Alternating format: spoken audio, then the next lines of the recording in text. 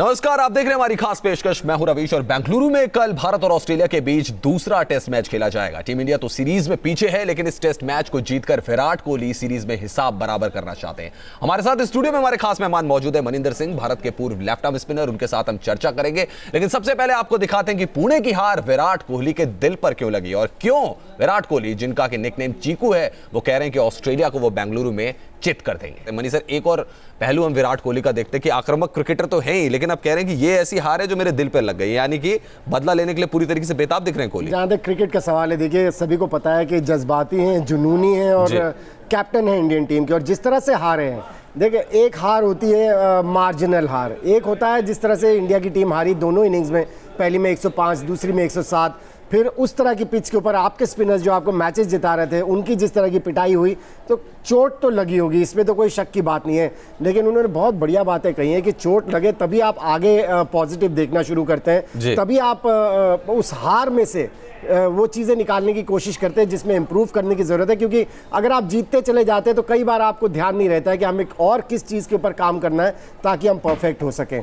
बहुत बढ़िया बातें उन्होंने कही है। और एक चीज और मनी सर, उन्होंने कहा कि ये सिर्फ स्टार्ट ऑफ द सीरीज थी, एंड ऑफ द सीरीज नहीं थी, यानी कि पॉजिटिव फ्रेम है यहाँ पर विराट कोहली का। विराट कोहली बहुत पॉजिटिव फ्रेम ऑफ माइंड में हमेशा रहते हैं। आपको याद होगा जब पिछला ऑस्ट्रेलिया का दौरा था, इंडिया की टीम हारी थी मैचेस, टेस्ट मैचेस, तो उन्होंने कहा था कि अभी तो वनडे, वो कैप्टन भी नहीं थे, बिल्कुल, अभी तो वनडेज और T20 बचे हैं, तो हमारे पास अभी भी मौका है 4 मैचेस और जीतने का। और अगले चारों मैच वो इंडियन टीम जीती थी और उन चारों मैचेस में विराट कोहली का प्रदर्शन बहुत अच्छा था।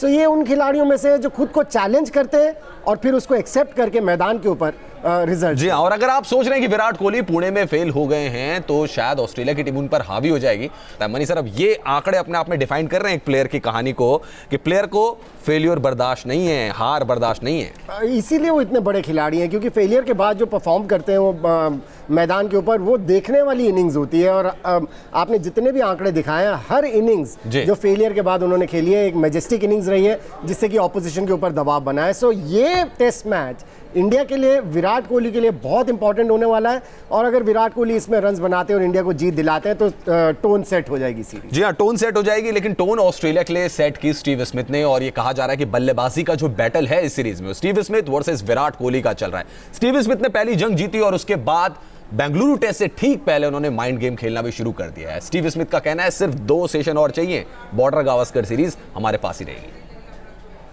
We know that we only have to win one more game to regain the Border Gavaskar Trophy, and things can happen pretty quickly here in India at certain times, particularly at the back end of the game. So we could only be a couple of sessions away from that. So वही इस पूरे मामले पे विराट कोहली का कहना है कि Australia ऐसे माइंड गेम खेलती रहती है और उन्हें इस चीज की कोई परवाह नहीं है। Does it look like? I'm pretty relaxed. I'm happy. I'm smiling. It's fine. It's his views. Whatever he wants to say. It's time we focus on our skills more than what Australia is saying or Australia is preparing like. I know these mind games and these press conferences are something they're very good at. So we're still going to play the cricket that we've played in the last 2 years and see where the series ends in the 4th game. तो 2 बदलाव हो सकते हैं। जयंत यादव को बिठाया जा सकता है, ईशांत शर्मा को बिठाया जा सकता है और उनकी जगह एक एक्स्ट्रा बैट्समैन और एक एक्स्ट्रा पेसर जो है भुवनेश्वर कुमार के तौर पे आ सकता है। मनी सर, क्या आप ये बदलाव देखना चाहेंगे प्लेइंग 11 में? नहीं, बदलाव तो होने वाले हैं, इसमें तो कोई डाउट ही नहीं है। और जयंत यादव के बारे में मैं पहले भी कह चुका हूं कि मुझे लगता नहीं है वो इंटरनेशनल। आप चाह रहे हैं करुण नायर आए जिन्होंने 100 मारा था चेन्नई में? देखिए, अगर आप 6 बैट्समैन वाले कॉम्बिनेशन से जाते हैं और 4 ही बॉलर्स के साथ जाते हैं तो फिर वो बात उनकी झूठी पड़ जाती है विराट कोहली की, जो कहते हैं कि टेस्ट मैचेस जीतने के लिए हमें 5 बॉलर्स। नहीं सर, लेकिन ये चीज तो जो उन्होंने कही है ये कई बार चेंज भी की है। विराट ने कहा कि परिस्थिति जैसी हो, सिचुएशन हो, पिचेस हो, उसके अकॉर्डिंग में फैसला बदल सकता हूं। जिस तरह की पिच पुणे में थी वहां पर आपको 6 बैट्समैन खिलाने चाहिए थे, क्योंकि जब आपकी पिच ऐसी हो जैसी पुणे में बनी थी तो आपको बैटिंग को कुशन करके चलना चाहिए। अगर पिच अच्छी है बैटिंग के लिए तो फिर आपको अपनी बॉलिंग को कुशन करके चलना चाहिए। मुझे ऐसा लगता है कि कुलदीप यादव टीम में क्या उन्होंने कॉन्फिडेंस दिया है विराट कोहली को, अगर उनको कॉन्फिडेंस आया, क्योंकि चाइनामैन बॉलर है, अलग तरह के बॉलर है, ज़्यादा खेले नहीं है। ऑस्ट्रेलिया की टीम के बैट्समैन ने भी ज़्यादा इस तरह के बॉलर्स खेले नहीं है। सो अगर 5 बॉलर्स का कॉम्बिनेशन ही रहता है तो कुलदीप यादव मुझे टीम में आते हुए दिखते हैं। और भुवनेश्वर कुमार, जैसे आपने कहा, मेरे भी वो फर्स्ट चॉइस होंगे सीम बॉलर्स में, क्योंकि आपने जब उनकी वापसी की है, आप देखें पिछले 6 महीने में उन्होंने हर बार विकेट्स लेके दिए। क्यों उनको बाहर बिठाया जाता है, ये मेरी समझ के परे है।